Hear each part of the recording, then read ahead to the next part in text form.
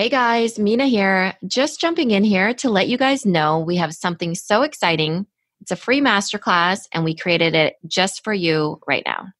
We keep getting questions. How do I pivot and sell right now? The number one question we get is, how can I make more sales? And so we want to teach you how to create a plan to boost your sales and grow your business right now. So if you want this totally free masterclass that we've created for product-based businesses, head over to pivotandsell.com. We'll see you in there.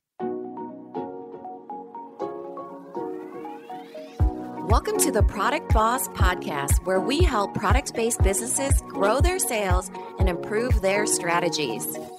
Hey everyone, I want to introduce you to my co-host and biz bestie, Minna Kunlo-Sita, an Amazon guru that has built a multi-six-figure product-based business.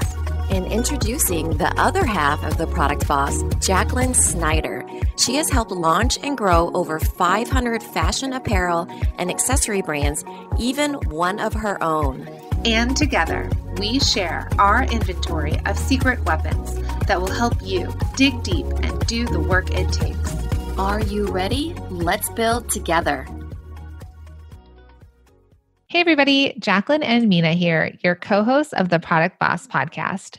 Today, we will be sharing a conversation we had with a fellow female founder. You see, we believe women helping women is what the world needs more of. Introducing our female founder episodes, where we interview fellow female entrepreneurs and highlight their small business. Our goal is to shine a spotlight on product businesses to encourage our community to support each other, learn from each other, buy from each other, and lift each other up. So let's jump in. Hello, everyone, and welcome back to another live podcast recording. We are super excited, and this is part of our Female Founders episodes. And we are really excited to have Derrin Moore of Brown Girls Do Gymnastics, and she also owns Cooper Rose Baby. So welcome to the podcast, Derrin. Thank you. Thanks for having me. We're excited to have you. So you're in Atlanta, Georgia. Yes. Okay. We like to ask people where they are in the world. So you're in Atlanta, Georgia, and tell us about, now you have multiple businesses. We have you on here because we're going to talk about Brown Girls Do Gymnastics, as well as a little bit about Cooper Rose Baby. So just kind of give us a little background of both of these companies and sort of just tell us a little bit more about them. So Brown Girls Do Gymnastics is a organization that promotes diversity in gymnastics. We started as a social media platform, and we moved into a conference, an actual physical conference here in Atlanta. We are hoping to do more, but the conference involves the parents and the gymnast. And so it's really unique in that most of the time you either have parent meetings and gymnastics training, but this week bring it all together.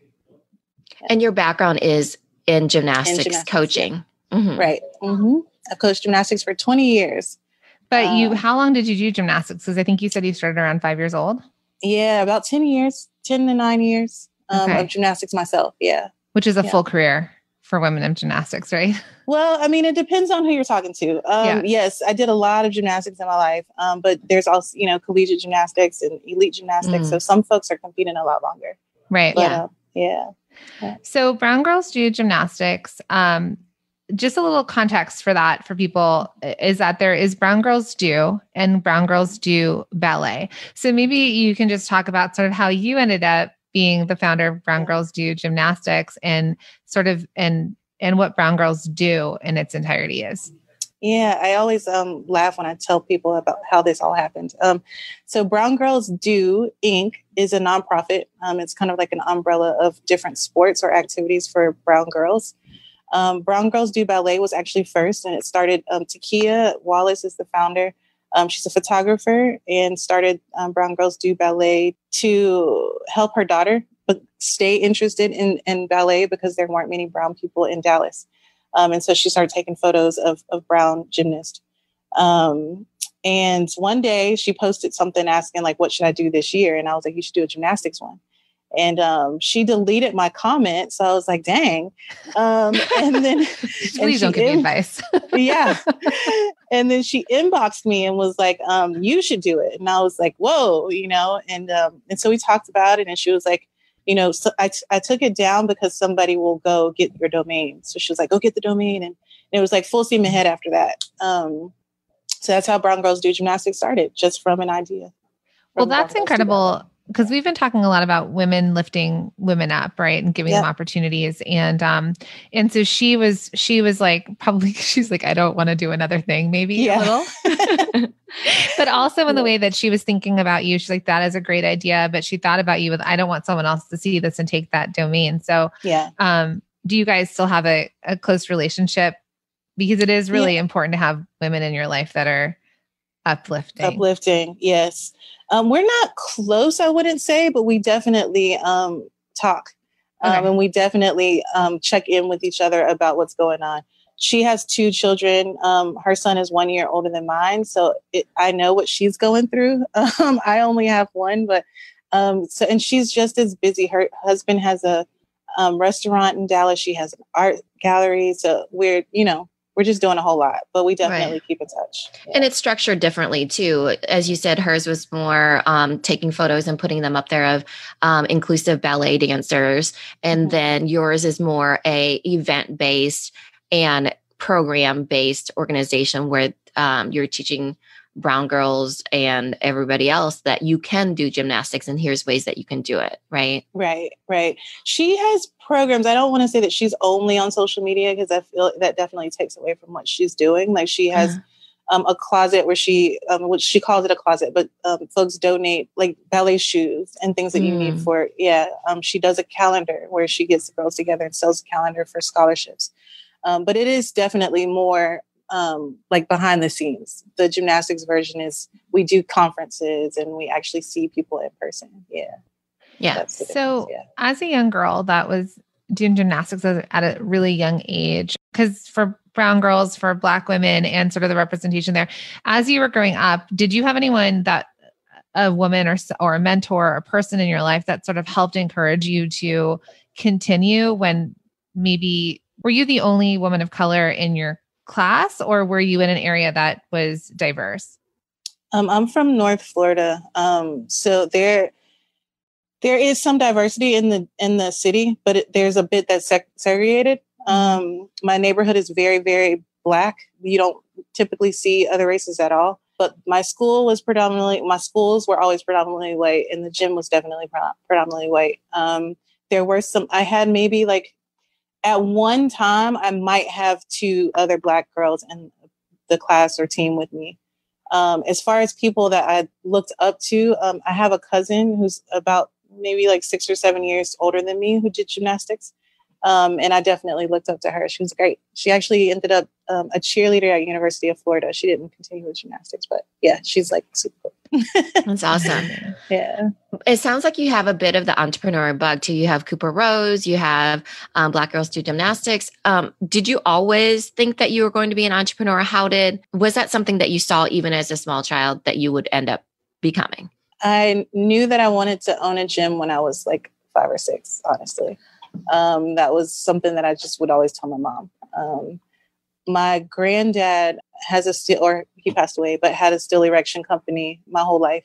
And that's actually one of the ways that I started doing gymnastics. He had scaffolding outside of his house, and I would do stuff on it. That's amazing. And and then my dad owns grocery stores. So the entrepreneur like spirit is a part of my fiber, I guess. It is interesting. I think a lot of the women that we have interviewed have had somebody, and it does tend to be men in their family that were entrepreneurs, but that it was instilled in them because entrepreneurship, I was trying to explain to my son, he's very risk adverse. Yeah. We're still in the time of COVID, and I told him I booked a dentist appointment, and we're in New Jersey, so we really haven't left our house. And he started crying. Oh no. Because he's so afraid to go outside. And I'm like, oh, I got to do something about this. So he's very like risk adverse. And I had to explain to him, did you know that what mommy does is risky? Like as an entrepreneur, starting businesses, because he's growing up with that. So it wouldn't be something that would not be the thing that he saw as risky, right? Leaving our house to go to the dentist is risky. Yeah. At least now it is. Yeah. But just realizing I was like, oh, this is what he's growing up with. So it's natural to him versus I do have friends, people I've grown up with, the idea was to go to college and work for somebody else. And so by having these people in our family that have been entrepreneurs, because I also come from a family of entrepreneurs or that have taken great risk in big changes, right? Like Minna's family were refugees. And so they stark opposite, no entrepreneurs. But they were risky to like move. They moved somewhere and had to start from something. A lot of people stay comfortable, you know? So it's interesting to see that you had that modeled for you in your life, and that you at 5 were starting a gym. Yeah. Okay. So just a couple things. I do want to just touch on really fast the HBCU campaign. You were explaining it to me prior to this, and I'd love for you to just basically tell our listeners a little bit more about that. Yeah. So there are over 100 HBCUs, historically Black colleges and universities in the United States. And there aren't any at all that have gymnastics. I think for me, growing up in Tallahassee, there's a huge HBCU that I grew up going to football games and the whole thing. But there was never gymnastics, and the track was always cheerleading. And that wasn't necessarily something that I wanted to do, but it was just something you just knew that you couldn't continue gymnastics. And then finding out that PWIs, or predominantly white colleges or institutions, have gymnastics, it was disheartening. There are now, of course, you have Simone Biles, you got Gabby Douglas, and they are the best in the world. A lot of the colleges, the Black and brown girls that are at the top of the team are brown and Black girls. But the girls that may not have gotten college scholarships or may not have been able to walk on could have had another opportunity, but they don't have it. There's also the legacies, is what we call it. My mom graduated from FAMU, from Florida A&M University, which is the HBCU. But if I were to continue doing gymnastics, I wouldn't be able to be a legacy because I wouldn't be able to go to an HBCU. So there are all the, you know what I mean? All of these reasons for Black folks, why we really, really want gymnastics to happen. We have a petition right now. Today is actually the day that we're capping it. So go sign the petition. I think we signed it already, but yeah. But if anyone's watching live, and we'll post that into the comments for you guys to also sign it today. Cool. Thank you. We're up to over 15,000 signatures. It's amazing. We really want to take it to the ADs and let them see that, folks really want this to happen. Yeah. So one of the things that I found really interesting with your story is that you have a bit of service business and a bit of product business. And one of the opportunities that came to you it's kind of evolved over the last year, I would say, is collaborating with a physical product, a leotard company. And I want to tell this how that evolved, because I think that that's a great way for our product bosses that are listening, that if they wanted to get involved with a service-based person or something that they feel passionate about, that they can do collaborations like this. Can you tell us a little bit about that? Yeah. So the company that's making our leotard is Garland Activewear. So we reached out to them last year. We were looking for a leotard to add our logo to. And we knew that we needed someone to sublimate. We didn't want a print on the leotard. We wanted something that could blend into the fabric. So we reached out to them, and they actually were able to do it. We did pre-orders at the time, and that was a lot to deal with, but we made it happen. The parents loved it. The kids actually wore the leotards for the conference last year. This year, they actually reached out to us. Garland reached out to us to do a coupon code to give back to the HBCU campaign. But because they had already done our leotards and we needed the leotards, and I think this is exactly what you're talking about, where two companies can help each other a lot. They are going to do the leotard for us. And instead of the coupon code, they're going to give us proceeds from the leotard to go to the HBCU campaign. What's great is that they're doing all of the real work. Because they already have the storefront on their website. They already know, the pre-order, I'm telling you, it's horrible. So the fact that they can do all of that on their end for us, and our logo is on it, it's great. It's a perfect marriage. That's what they do every day, though. So for them, they're doing the work, but that's their business. That's what they do. So that's wonderful that you guys can bring those superpowers together. Right.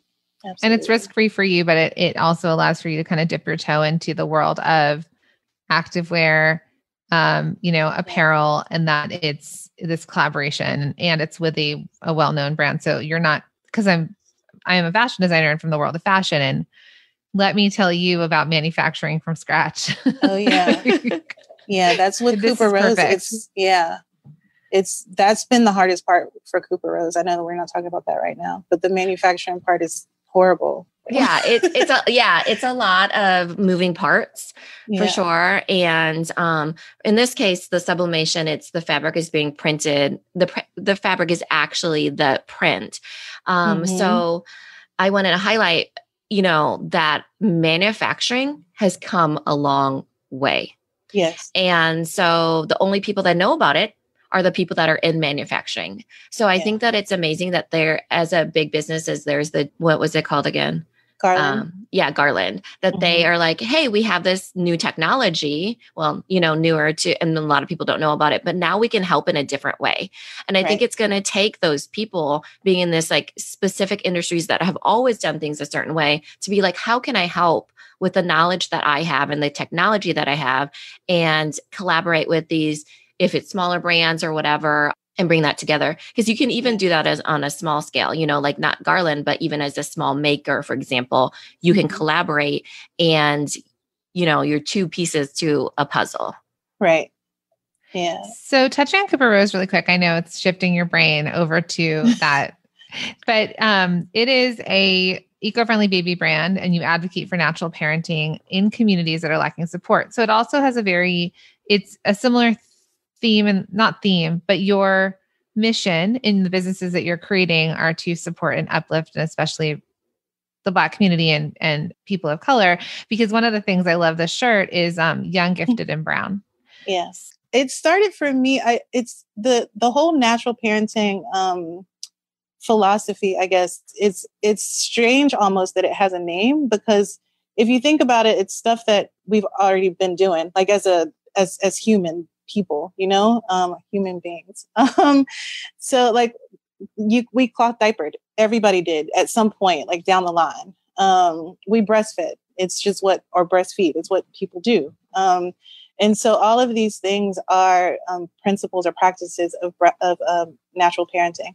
For me, when I had my son, I bought the Gerber diapers just from Target because I remember my grandma having them around the house. I don't know why I bought them. I just bought them.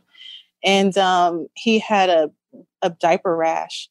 And I remember my grandma telling us to let the baby's bottom air out. And so I wanted to put the Gerber diaper on him, but I didn't have the diaper pins.